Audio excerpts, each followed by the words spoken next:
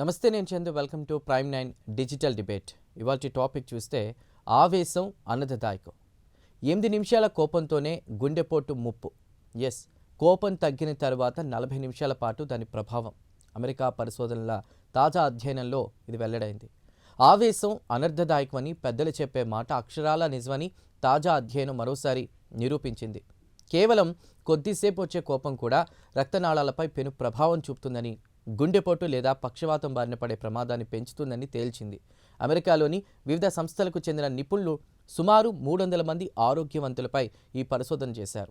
వారికి గతంలో జరిగినటువంటి ఒక కోపంతో కూడినటువంటి సంఘటనను 8 నిమిషాల పాటు గుర్తు చేసుకోమని చెప్పారు. ఆ సమయంలో వారిపై జరిపిన అధ్యయనం ద్వారా వెలుగు చూసినటువంటి ఫలితాలపై ఆశ్చర్యాన్ని వ్యక్తం చేశారు.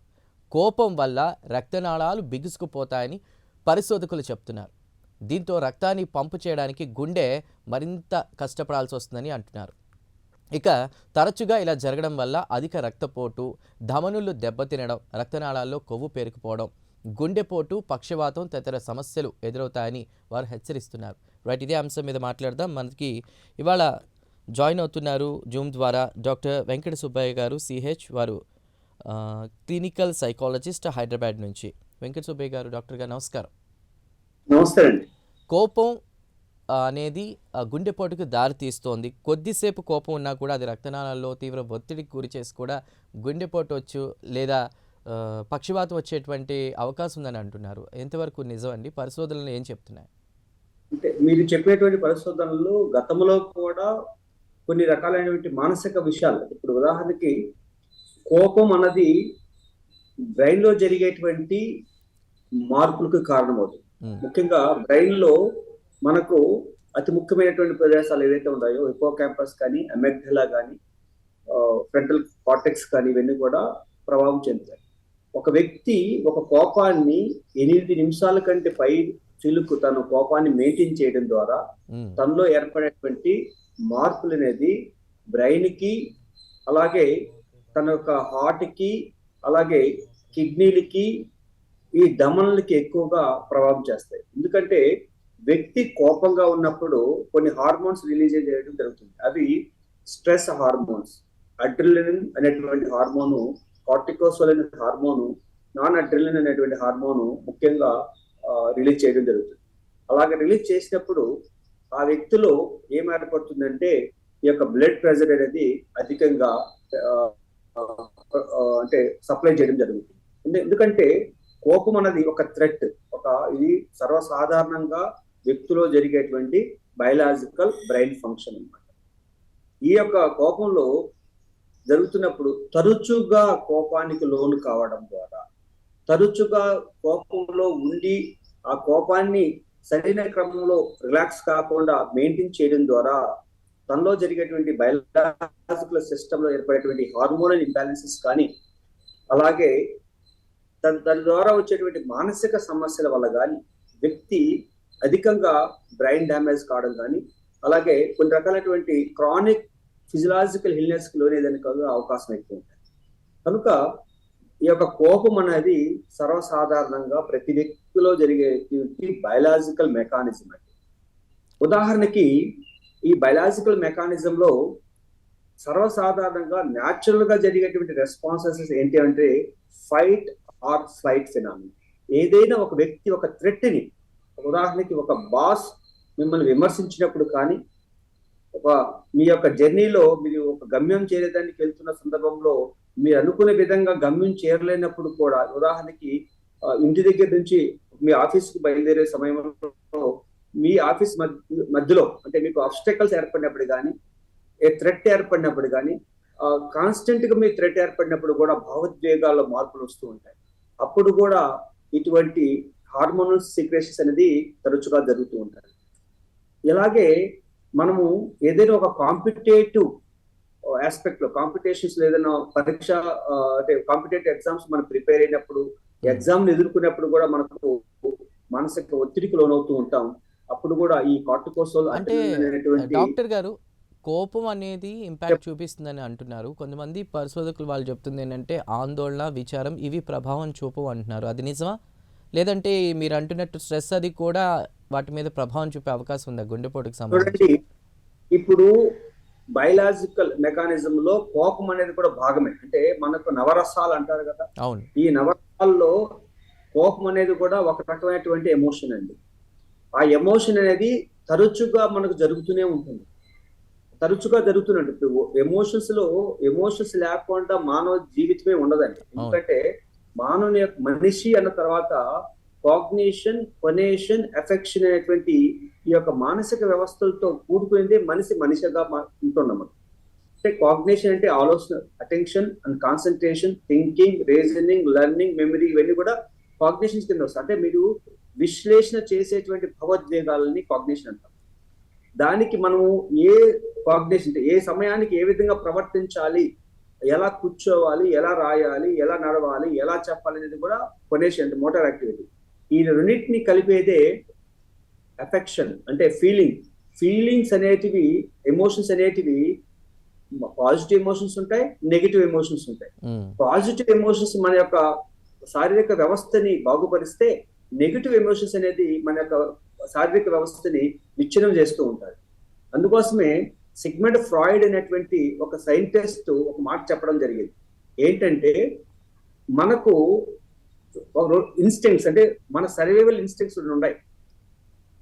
ఏంటివంటే ఒకటి లైఫ్ ఇన్స్టింక్ట్, రెండోది ఏంటంటే డెత్ ఇన్స్టింక్ట్ అన్నాడు ఆయన. లైఫ్ ఇన్స్టింక్ట్ ఏంటంటే మిమ్మల్ని సవ్యంగా మీ యొక్క లైఫ్ ని కొనసాగించగలిగేటువంటి ఒక ఇన్స్టింక్ట్ అనేది లైఫ్ ఇన్స్టింక్ట్ గా భావిస్తాము. దాన్ని ఈరోస్ అంటారు. ఈరోస్ అంటే లిబిడినల్ ఎనర్జీ, అంటే సెక్షువల్ ఎనర్జీని లిబిడినల్ ఎనర్జీగా భావించి ఆ ఎనర్జీ ఉండడం ద్వారా లైఫ్ ని ఎక్కువ కొనసాగించడానికి అవకాశం ఉంటుంది అంటారు. ఇక ఆయనే ఇంకొక ఇన్స్టింక్ట్ ఏంటంటే డెత్ ఇన్స్టింక్ట్, అంటే టెనటోస్. డెత్ ఇన్స్టింక్ట్ అంటే టెనటోస్ అనేటువంటి పేరు. దీన్ని వల్ల ఏంటి మన భాషలో మనం విశ్లేషిస్తే దాన్ని ఆయన అగ్రెషన్ అంటారు. అంటే ఎవరైతే ఎక్కువ కోపోద్రేకులు అవుతూ ఉంటారో వాళ్ళు మానసిక కోణంలో కూడా తన యొక్క జీవితాన్ని చనిపోయేదానికి ఎక్కువ అవకాశాలు ఉంటాయి. కోపోద్రేకంలో ఉన్నప్పుడు తను చనిపోవడం కానీ, ఇతరులను చంపడం కానీ, లేదంటే ఒక యాంటీ సోషల్ టెండెన్సీకి లోను కావడం కానీ, లేదంటే ఇంపల్సివ్ లోను కావడం కానీ జరుగుతూ ఉంటుంది అన్నది ఈ యొక్క మానసిక మరో విషయం. ఇదే మీరు ఈ రోజు మంచి డిబేట్ ఏంటంటే చెప్పండి కంటిన్యూ చేయండి. అడుగుతాను. రైట్, ఏం లేదు డాక్టర్ గారు, ఈ రోజుల్లో కోపాన్ని కూడా ఒక ఫ్యాషన్గా చూస్తున్నారు. ఆ సినిమాలు కూడా అలాంటివే వస్తున్నాయి కోపాన్ని బేస్ చేసుకుని. గతంలో హార్ట్ అటాక్స్ అంటే ఎక్కడో వినేవాళ్ళం, పెద్దవాళ్ళకి, ఏజ్ అయిపోయిన వాళ్ళకి. ఈ రోజులతో ఏజ్తో సంబంధం లేకుండా చిన్నపిల్లలకి, యూత్కి ముఖ్యంగా ఉన్న ప్లేస్లోనే సడన్గా పడిపోతున్నారు. సో అప్పటి వరకు నార్మల్ ఉంటున్నారు, పడిపోతున్నారు. దీనికి గల కారణాలు యాంగర్ ఇష్యూస్ అయినా, లేదంటే స్లీపింగ్ డిఫెక్ట్స్ కూడా ఉంటాయి, అంటే నిద్ర లేమి అనేది కూడా ఒక కారణం అవుతుందా? స్ట్రెస్, ఈ డిప్రెషన్, ఇది ఈ మధ్యకాలంలో ఎక్కువ చూస్తున్నాం. ముఖ్యంగా చిన్నపిల్లల్లో, జెన్జీ కిడ్స్లో వాళ్ళు కూడా 2 years 3 years కూడా ఉండవు, కోపాన్ని చూపిస్తూ ఉంటారు. సో ఇదంతా కూడా గుండె మీద ప్రభావం చూపే అవకాశం ఉంటుందా డాక్టర్ గారు?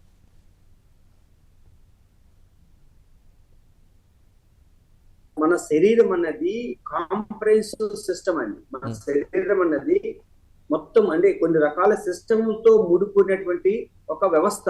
ఈ వ్యవస్థకి ఎన్ని రకాల కారణాలు ఉంటాయి అన్నది బయలాజికల్ కారణాలు ఉంటాయి,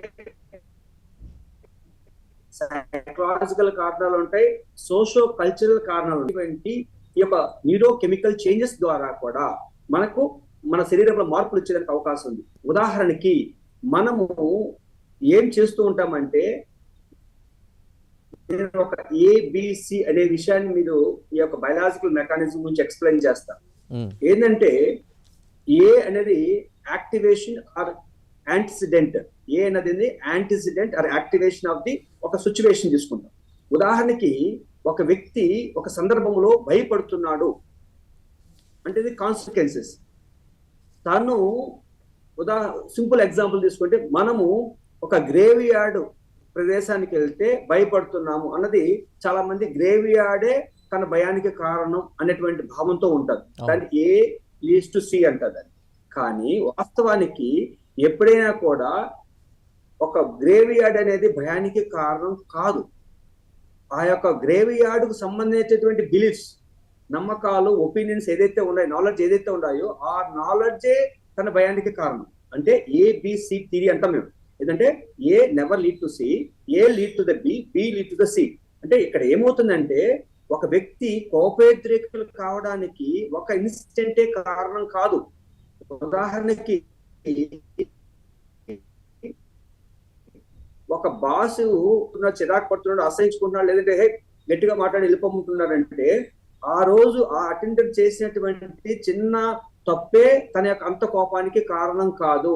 అంతకు మునుపు ఆ యొక్క బాస్ లో తనలో ఉన్నటువంటి ఫ్యామిలీ సంబంధించిన విషయాలు కానీ, తను ట్రావెల్ చేసినట్టు వచ్చేటువంటి స్ట్రెసర్స్ కానీ, ఇవన్నీ కూడా అక్యుములేట్ అయిపోయి అప్పుడు తన యొక్క కోపాన్ని ప్రదర్శించడం జరిగింది. కోపం అన్నది ఏంటంటే interpretation of your cognitive analysis. మీరు గతంలో ఉన్నటువంటి మీ అనుభవాలు కానీ, గతంలో మీకు ఏర్పడినటువంటి అబ్స్టకల్స్ కానీ, మీ ఎక్స్పెక్టెడ్ మీ ఇప్పుడు ఈ సందర్భానికి కోపం అవుతుంది. అంటే మనము ఒక లెవెల్ ఆఫ్ అంటే పరిస్థితులను అవగతం చేసుకుంటూ డిపాజిట్ చేసుకుంటూ వస్తాం. ఈ డిపాజిట్ అయిన తర్వాత అప్పుడు మనం ఏం చేస్తామంటే కోపోద్రికులం అవుతాము. సింపుల్. ఇది మనలో ఉన్నటువంటి గత అనుభవాలు కానీ, లేదు మనం అనుకున్న విషయాలు అనుకునే విధంగా జరగకపోవడం వల్ల కానీ ఈ కోపోద్రికలు అవుతారు. దీనికి అంతా కారణం ఏంటంటే హిప్పోకాంపస్. మన బ్రెయిన్ లో అమిగ్డలా, హిప్పోకాంపస్, ప్రీ ఫ్రంటల్ కోర్టెక్స్ అనేటువంటి సిస్టమ్స్ ఏదైతే బ్రెయిన్ లో ఉన్నాయో, ఈ హిప్పోకాంపస్ లో ఒక విషయాన్ని గురించి, ఒక వ్యవస్థ గురించి, ఒక విధానం గురించి డేటా అంతా కూడా సేవ్ చేయబడుతుంది. ఉదాహరణకి మనము ఒక వ్యక్తి గురించి నెగిటివ్ గా ఆలోచిస్తే, ఉదాహరణ ఇద్దరు స్నేహితులు చాలా సంబంధ బాంధవాలు కలిగి ఉన్నారు, కొన్ని సంవత్సరాలుగా కలిసిమెలిసి తిరుగుతున్నారు. ఏదో ఒక సందర్భంలో వాళ్ళ మధ్య జరిగేటువంటి సంఘర్షణ వలన ఆ వ్యక్తి గురించి నెగిటివ్ గా థింక్ చేయడం మొదలు పెడితే, గతంలో హ్యాపీగా ఉన్న రోజుల్లో కూడా తను చేసినటువంటి చిన్న చిన్న తప్పులు కూడా నెగిటివ్ గా కనిపించడం జరుగుతూ ఉంటుంది. నెగిటివ్ గా కనిపించడానికి కారణం అంటే ఎమిగ్డలా ఏం చేస్తుందంటే హిప్పోకాంపస్ లో తనకు సంబంధించినటువంటి డేటా అంతా రివీల్ చేసి మనకు చూపిస్తుంది. ఇవన్నీ కూడా బయలాజికల్ మెకానిజమ్స్ అండి. ఈ యొక్క బయలాజికల్ మెకానిజమ్స్ కి ఒక సైంటిస్ట్ ఏం చెప్పాడంటే, హ్యాన్స్ అనేటువంటి ఒక రీసెర్చ్, స్ట్రెస్ పైన చాలా మంచి రీసెర్చ్ చేసి ఆయన చెప్పింది ఏంటంటే, మనిషికి 3 లెవెల్స్ స్ట్రెస్ అనేది 3 లెవెల్స్ లో జరుగుతుంది. ఆ స్ట్రెస్ ఎలా గుర్తించాలి? ఒకటి అలారం స్టేజ్, రెండోది రెసిస్టెన్స్ స్టేజ్, మూడోది ఎగ్జాస్షన్ స్టేజ్ అంటాడు. అలారం స్టేజ్ అంటే ఏంటంటే కోపం అన్నది ప్రాథమిక దశలో మీకు గుర్తించలేము. దాన్ని గుర్తించడానికి ఎలా తెలుసుకోవాలంటే, ఒక వ్యక్తి సాధారణంగా తన యొక్క అటెన్షన్ అండ్ కాన్సన్ట్రేషన్ కానీ, meaningful understanding of the concept కానీ ఎలా చేసుకోగలుగుతున్నారు అనే విషయంలో డిస్టర్బెన్సెస్ ఏర్పడితే, ఉదాహరణకి మరి భాషలో పరిభాషలో పబ్లిక్ వ్యూవర్స్ కి అర్థమయ్యే విధంగా చెప్పాలంటే, నిన్న నిద్రపోలేకపోతే, నిన్న రాత్రి సరిగా నిద్ర పట్టకపోతే మరుసటి రోజు ఆ యొక్క కాంపెన్సేటెడ్ స్లీప్ అనేది జరగాలి. అలా జరగకపోతే మీ ఏకాగ్రత లోపం వస్తుంది. మీరు ఏదైనా ఒక విషయాన్ని అర్థం చేసుకుంటే డిఫికల్టీస్ వస్తాయి. అలాగే మీరు చేస్తున్న పని పైన స్పష్టత కనిపించదు.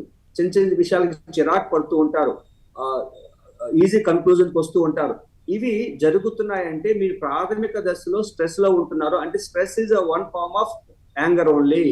వీటిని మనం ఎన్ని రకాలు ఉంటాయి డాక్టర్ గారు? ఈ కోపం అనేది అసలు ఎన్ని రకాలుగా ఉంటుంది? అంటే డైరెక్ట్ కోపం రాదు. మన అంటే చిన్న ఎగ్జాంపుల్, దోమ మన చెవి దగ్గర తిరుగుతుంటే ఒక ఇరిటేషన్ వచ్చి కోపం వస్తుంది. అలా కొద్దిగా కోపం, ఎక్కువ కోపం ఇట్లా ఉంటుందా? సో అనుకున్న పనులు అవ్వకపోతే, సరిగ్గా నిద్రపోకపోతే కోపం, ఇలా రకరకాలుగా ఉంటుంది. ఎన్ని రకాలు ఉంటాయి అసలు కోపం అనేది? అంటే ఒక్కొక్క వ్యక్తి యొక్క స్వభావాన్ని బట్టి ఉంటాయి. శాస్త్రీయ మనం ఆలోచించగలిగితే స్టేట్ యాంగర్ అంటే ఒక సిచ్యువేషన్, అలాగే ట్రేట్ యాంగర్ అంటే నీ యొక్క లక్షణం. అంటే ట్రేట్ అనేది ఏంటి? నీకున్న స్వభావం, నీ యొక్క స్వభావం వల్ల కూడా యాంగర్ వస్తూ ఉంటది. ఏది డేంజర్ డాక్టర్ గారు? ఇది ఒక జనరల్ క్వశ్చన్. చాలా మంది చెప్తారు నాకు షార్ట్ టెంపర్ ఉంది అంటూ ఉంటారు. చాలా మంది నాకు షార్ట్ టెంపర్ ఉంది అంటారు. కొంతమంది ఏమో కోపం చూపించకుండా దాన్ని అలా కంటిన్యూ చేస్తూ మైండ్ లో పెట్టుకుంటూ ఉంటారు. ఏది డేంజర్ అసలు ఈ రెండింటిలో? ఎస్ ఎస్ సైలెంట్ హాస్టిలిటీ అనేది చాలా డేంజర్ అండి.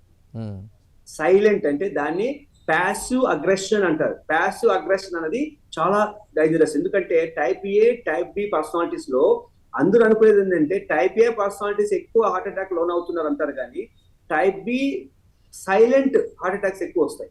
అంటే ఎవరైతే ఎక్కువ మనసులో దాచి పెట్టుకొని అన్నిటి బాగా అక్యుములేట్ చేస్తారో it will become a blast. కనుక passive aggression, state aggression, trait aggression, chronic aggression, అలాగే ఇలాంటి టైప్స్ అనేది మనం సర్వసాధారణంగా మన సొసైటీలో చూడొచ్చు. ఓకే ఓకే మనం ఏమవుతుంది, ఇన్ని రకాలైనటువంటి కోపాలు ఉన్నాయి, కానీ మానసిక వ్యవస్థ అనేది చాలా ప్రముఖ పాత్ర పోషిస్తుంది అగ్రెషన్ అండ్ ఇంపాక్ట్ పైన. దీంట్లో కోపంలో ఉన్న వ్యక్తి యొక్క మానసిక స్థితి ఎలా ఉంటుందంటే తన యొక్క కోపం వలన తన యొక్క ఆలోచన తీరు, అంటే నీకు కోపం వచ్చినప్పుడు ఆ వ్యక్తి ఎలాంటి వాడే, you are conclude opinion about the things కూడా ఎంతేను, అది కూడా ఎంతేను, ఇలాగే జరుగుతుంది అనేటువంటి over generalization of your anger. అలాగే పర్సనల్ గా తీసుకుంటాం. ఇప్పుడు కోపం ఉన్నప్పుడు ఏంటంటే విచక్షణ జ్ఞానం, అంటే రేషనాలిటీ ఆఫ్ థింకింగ్ అనేది చాలా డిస్టర్బ్ అవుతుంది. రేషనాలిటీ ఆఫ్ థింకింగ్ ఇబ్బంది కలిగినప్పుడు నీకు పర్సనల్ గా తీసుకునే భావం అవుతుంది. అంటే మీరు ఒంటరి వాడు కావడం జరుగుతుంది, మీ యొక్క థింకింగ్ ప్యాటర్న్ తగ్గుతుంది, మీకు అప్పుడు నెగిటివిటీ ఆఫ్ ఇంటర్ప్రిటేషన్. ఎందుకంటే ఇది చెప్పాను కదా, ప్రీ ఫ్రంటల్ కార్టెక్స్ ఇంపాక్ట్ అవుతుందని. ప్రీ ఫ్రంటల్ కార్టెక్స్ ఇంపాక్ట్ అయితే ఏమవుతుంది, ఆటోమేటిక్ గా ఇట్ ఈస్ నెగిటివ్ ఇంటర్ప్రిటేషన్. దీనికి ఒక సింపుల్ ఎగ్జాంపుల్ నేను చెప్తానండి. ఒక ఆల్కహాలిక్ డిపెండెన్స్ కలిగిన వ్యక్తి బాగా డిపెండెన్స్ లెవెల్ నుంచి, అంటే తను మోతాదు కంటే ఎక్కువ తాగినప్పుడు తను ఏమి మాట్లాడుతున్నాడో, ఏమి మాట్లాడాలో, ఏమి మాట్లాడకూడదు అనేటువంటి కంట్రోల్ లేకుండా తను మాట్లాడతాడు. అంటే ఇక్కడ ఫ్రీ ఫ్రంటల్ కార్టెక్స్ కంట్రోల్ చేసేటువంటి మెకానిజం, ఆటోనమిక్ నర్వస్ సిస్టమ్ ని కంట్రోల్ చేస్తుంది అది. ఓకే. అప్పుడు ఈ ఆల్కహాల్ వల్ల కానీ కోపం వల్ల కానీ ఆ యొక్క కంట్రోలింగ్ సిస్టమ్ డైల్యూట్ అవుతుంది, అంటే అది అంత బలంగా ఉండదు. అప్పుడు ఏం చేస్తుందంటే he has a free floating disinhibited behaviour. కోపంలో ఉన్నప్పుడు కూడా కాన్సిక్వెన్స్ ని అర్థం చేసుకోలేము, ఏం జరుగుతుంది, ఇప్పుడు ఏం చేస్తున్నా నేను, దీనివల్ల జరిగేటువంటి కాన్సిక్వెన్సెస్ ఏంటివి అని చెప్పలేము. ఉదాహరణకి మీరు చూడండి, గతంలో అంటే బహుశా 2019లో నేను ఒక డెత్ ఇన్సిడెంట్ మన తెలంగాణలో చూసా. నేను ఒక భర్త భార్యని చంపేస్తాడు. ఎందుకు చంపామని మనం అడిగినప్పుడు తను ఏం చెప్తాడంటే, తను నాకు నా భార్యకి మధ్య చిన్న చిన్న చిరాకులు, మాట్లాడేది, కోపం అనేది తరచుగా జరిగేది. ఒకరోజు నేను ముందు దాగున్నాను,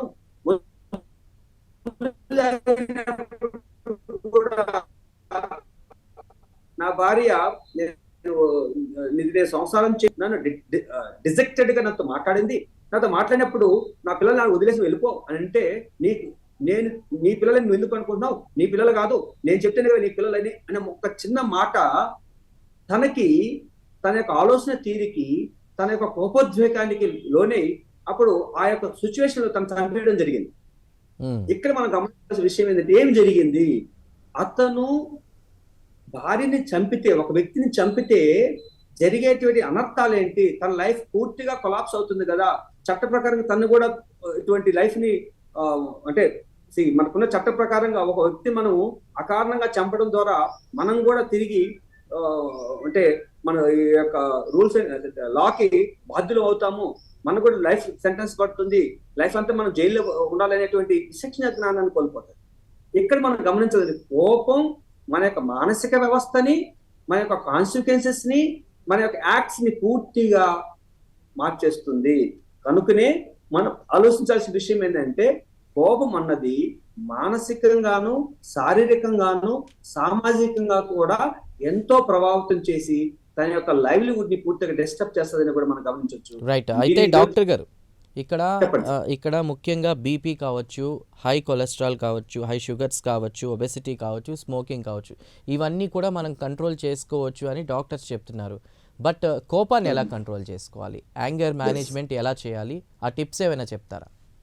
yes sir, anger management first foremost thing ఏంటంటే డెవలప్మెంటల్ పీరియడ్ లో అంటే అంటే మనం పుట్టిన 18 సంవత్సరాల వయసు మధ్య కాలంలో తల్లిదండ్రుల యొక్క ఎమోషనల్ ఎక్స్ప్రెషన్స్, ఎమోషనల్ రెగ్యులేషన్స్ అనేది చాలా ప్రభావం చూపుతాయి. ఫస్ట్ తల్లిదండ్రుల యొక్క ఆవేశాలు కానీ, ఉద్వేగాలు కానీ, కమ్యూనికేషన్స్ కానీ, ప్రవర్తన విధానం అనేది చాలా ప్రముఖ పాత్ర పోషిస్తుంది. వాళ్ళ యొక్క ఎక్స్ప్రెషన్స్ అనేది ప్రాథమిక దశలో చాలా బ్యాలెన్స్డ్ గా ప్యాసివ్ అగ్రెషన్ ని ఎక్కువ అంటే meaningful aggression and explanatory aggression మాత్రం ప్రదర్శించాలి. అది లర్నింగ్ లో ఉపయోగపడుతుంది. అంటే ఒక వ్యక్తి కోపోద్రేకులు కాకుండా ఉండాలంటే ఎదుగుదల దశలోనే తన యొక్క కోపాన్ని మనం కంట్రోల్ చేయాలంటే మనం ప్రవర్తించాలి.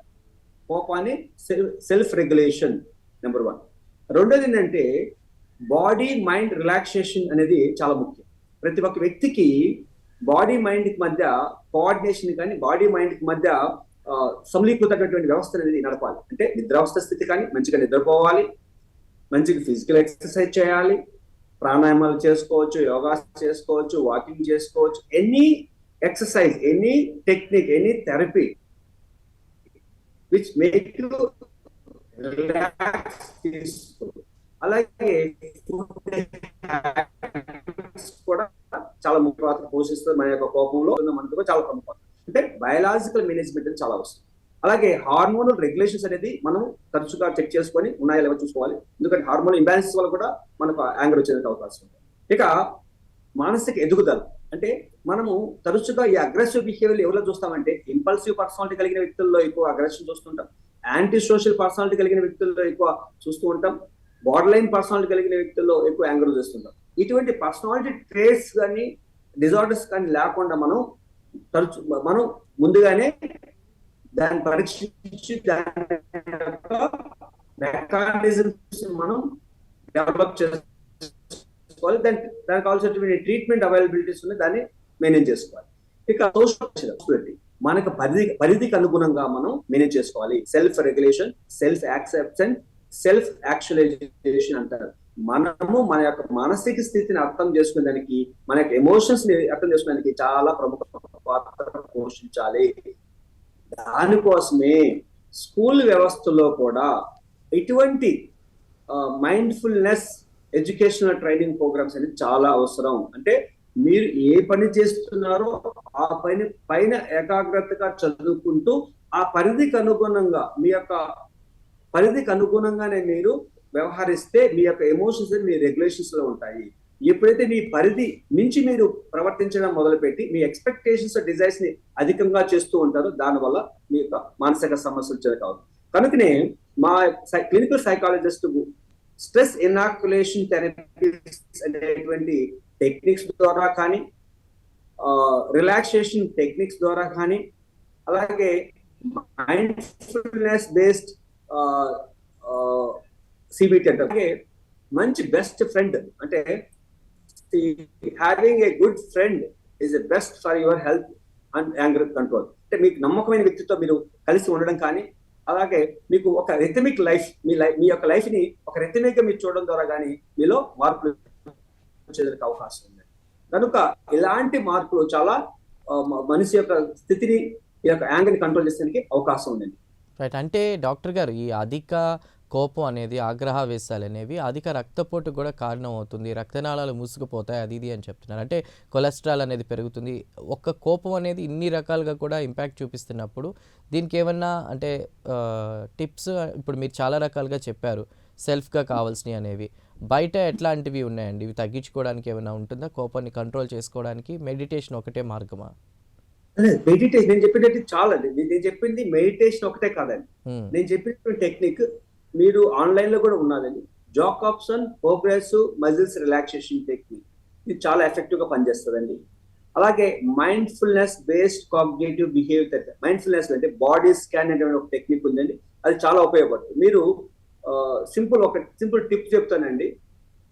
మన యొక్క ఇంటర్ప్రిటేషన్ ఆఫ్ సోషల్ సిచ్యువేషన్ అండి.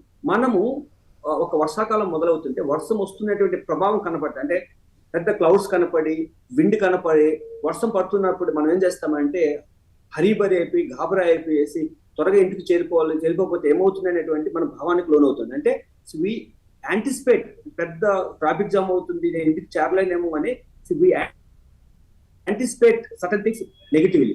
మనం ఏం చేస్తాం, మనం పరిగెత్తుకుంటూ వెళ్తుంటాం. కానీ అదే నెమలి ఏం చేస్తుంది,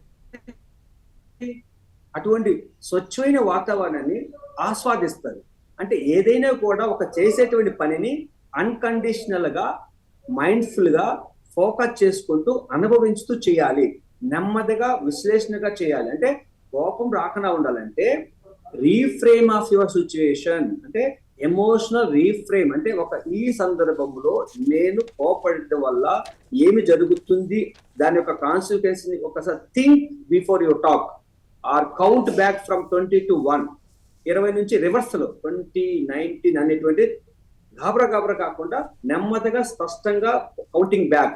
అలాగే ట్రిగరింగ్ ఆఫ్ యాంగర్ మ్యాపింగ్, అంటే నేను నా మాట, నేను నా వ్యక్తి, నేను ఈ యొక్క మాట యొక్క అర్థం అనేటువంటి మ్యాపింగ్ చేయడం ద్వారా. అలాగే కోపానికి ఏ సందర్భాలు ఎక్కువ కోపడుతుంటాం, ఎప్పుడు కోపడుతుంటే మన యొక్క స్థితికి మించి పనులు వచ్చినప్పుడు, కానీ మనము మన యొక్క స్థితికి మించి మన ఎక్స్పెక్టేషన్స్ పెట్టుకోవడం ద్వారా కానీ మనం కోపడుతుంటాం. కానీ దాన్నే అసెప్టివ్ ట్రైనింగ్ అంటారు. అసెప్టివ్ అంటే నేను ఏమి చేయగలుగుతానో, నేను ఏమి చేయలేనటువంటి భావాన్ని నువ్వు స్పష్టంగా తెలుసుకోవాలి. ఇలాగా అసెప్టివ్ ట్రైనింగ్ కానీ, లైక్ యాంగర్ మ్యాపింగ్ కానీ, రిలాక్సేషన్ ట్రైనింగ్ కానీ, డీప్ బ్రీతింగ్, అంటే taking a deep breath, holding as much as possible and exhaling it. Breathing కూడా తీసుకునే దానికంటే కూడా వదిలేది ఎక్కువగా ఉండడం ద్వారా మీ యాంగర్ కంట్రోల్ అయ్యేదానికి అవకాశం. అవును డాక్టర్ గారు, చాలా మంది చెప్తూ ఉంటారు టేక్ ఎ డీప్ బ్రెత్ అంటారు. అలా అదేవిధంగా కొన్ని నెంబర్స్ని కోపం వచ్చినప్పుడు నెంబర్స్ కౌంట్ చేయమని చెప్తూ ఉంటారు. ఇలా మనం చాలా ఎగ్జాంపుల్స్ చూసాం. అయితే ఇక్కడ చాలామంది సాఫ్ట్వేర్ ఎంప్లాయీస్ కావచ్చు, బ్యాంక్ వాళ్ళు కావచ్చు, ఇలా కూర్చుని జాబ్ చేసే వాళ్ళు కోపానికి రకరకాల కారణాలు అన్నారు కదా, అలాంటి వారు ఎలాంటి జాగ్రత్తలు తీసుకోవాలి? అంటే టార్గెట్స్ ఫినిష్ అవ్వనప్పుడు, ఏదైనా బాస్ తిట్టినప్పుడు, ఇట్లాంటి టైంలో ఎలాంటి టెక్నిక్స్ ఫాలో అవ్వాలి, ఎలా ఓవర్కమ్ చేయాలి? మరొకటి ఏంటంటే ఫుడ్ హ్యాబిట్స్ కూడా కోపానికి కారణం అవుతాయా?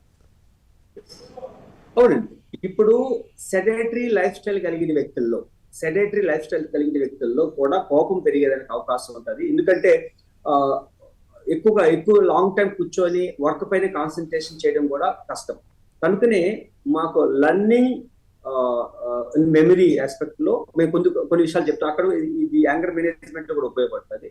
ఎనీ వర్క్, ఏదైనా ఒక వర్క్ చేసేటప్పుడు ఒకే రకమైన వర్క్ చేస్తున్న సందర్భంలో ఎవ్రీ 1 hour కి 15 minutes గ్యాప్ ఉండాలి.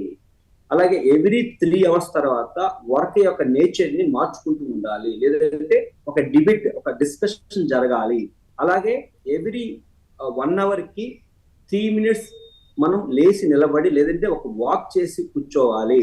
అలాగే ఒక 20 minutes నువ్వు స్క్రీన్ చూస్తున్నప్పుడు, ఎందుకంటే స్క్రీన్ ఎక్స్పోజర్ కూడా యాంగర్ ని ప్రొవోకేట్ చేస్తుంది కనుక ఒక 20 minutes స్క్రీన్ చూస్తే 20 seconds స్క్రీన్ కాకుండా బయట వాతావరణాన్ని చూడాలి. అలాగే కూర్చొని చేస్తున్న వ్యక్తుల్లో అంటే ఎక్కువసేపు కూర్చొని పని చేయాల్సి వస్తున్నప్పుడు కొన్ని రకాల ఫిజికల్ రిలాక్సేషన్, ఫిజికల్ మూమెంట్స్ ని ట్విస్ట్ చేసి ఆ ఫిజికల్ ఏదైతే ఇప్పుడు నెక్ మజిల్స్ కానీ, షోల్డర్ మజిల్స్ కానీ, నీ మజిల్స్ కానీ వాటిని ఒక ట్విస్ట్ చేసి వదిలి అంటే రిలాక్స్ చేసుకుంటూ ఉండాలి. అలాగా లాంగ్ స్టాండింగ్ వలన కూడా అక్యుములేషన్ ఆఫ్ స్ట్రెస్ అనేది కూడా అయ్యేదానికి అవకాశం ఉంది, యాంగర్ వచ్చేదానికి. వీళ్ళు బ్రీత్ హోల్ టెక్నిక్, ఇందాక చెప్పినట్టుగా బ్రీత్ హోల్ టెక్నిక్ కూర్చునే ప్లేస్ లో కూడా చేయొచ్చండి. కానీ ఈ బ్రీత్ అనేది they have to imagine that going deeper and deeper in to the body. ఏదో బ్రీత్ ఎక్కడ దాకా తీసుకొని వదిలేయడం కాకుండా డీపర్ బాడీలోకి వెళ్ళి అక్కడ నుంచి ఎక్సైల్ అయ్యేటికి మనం ఫీల్ కావడం ద్వారా కూడా మన రిలాక్స్ అనేది యాంగర్ మేనేజ్మెంట్ అవుతుంది. ఇక్కడ time management and hierarchy preparation of the work. Hierarchy preparation of the ఏది మొదట ఏది తర్వాత ఏది అనేది ఒక హైరార్కీ అనేది పెట్టుకోవడం ద్వారా కూడా మీరు స్ట్రెస్ కు లోన్ కాకుండా ఉండేదానికి అవకాశం ఉంటుంది. అంటే చాలా మంది నైట్ షిఫ్ట్ చేస్తూ ఉంటారు, సరిగా నిద్రపోరు, అండ్ మళ్ళీ కంటిన్యూ వర్క్ చేస్తూ ఉంటారు. సో చాలామంది నైట్ షిఫ్ట్ చేసేవాళ్ళు మార్నింగ్ పడుకుంటూ ఉంటారు. సో స్లీపింగ్ విషయంలో ఎలాంటి జాగ్రత్తలు తీసుకోవాలి? అంటే కోపానికి అది కూడా ఒక కారణం అవుతుందని మనం అనుకున్నాం కాబట్టి ఆ విషయంలో మీరు ఏం చెప్తారు డాక్టర్ గారు? స్లీప్ హైజీన్ ప్రొసీజర్స్ ని ఫాలో కావాలి.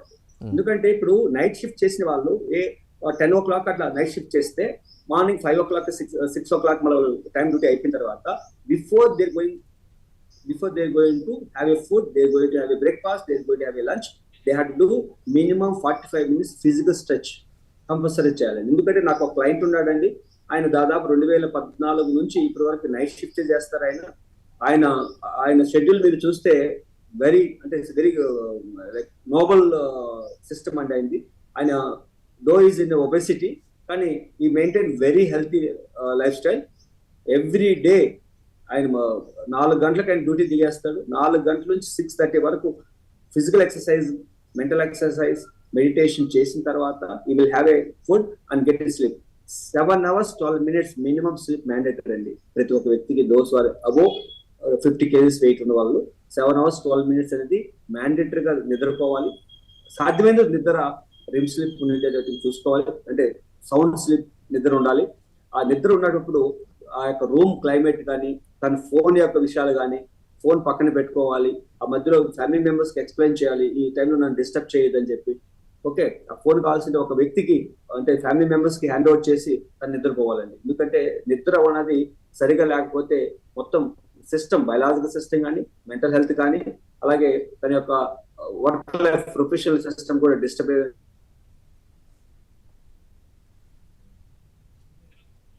రైట్ వెంకట్ సుబ్బయ్య గారు, థ్యాంక్ యూ సో మచ్ అండి. సో ఆగ్రహ ఆవేశాలు గుండెపోటుకి ఎలా కారణం అవుతాయో చాలా చక్కగా వివరించారు. అదేవిధంగా ఎలా అధిగమించాలి, తీసుకోవాల్సిన జాగ్రత్తలు ఏంటి అనేవి కూడా, ఆ ఫ్యాక్టర్స్ అన్ని కూడా చాలా డీటెయిల్గా ఎక్స్ప్లెయిన్ చేశారు. డాక్టర్ గారు మరొకసారి మీరు ధన్యవాదాలు.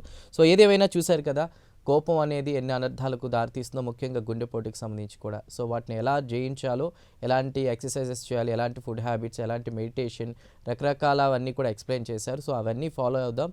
సో కోపాన్ని కంట్రోల్ చేసుకుని, ముఖ్యంగా మన ఆరోగ్యాన్ని మన చేతుల్లోనే ఉంది కాబట్టి కాపాడుకుందాం. ఇది ఇవాల్టి special digital debate. Keep watching Prime nine news.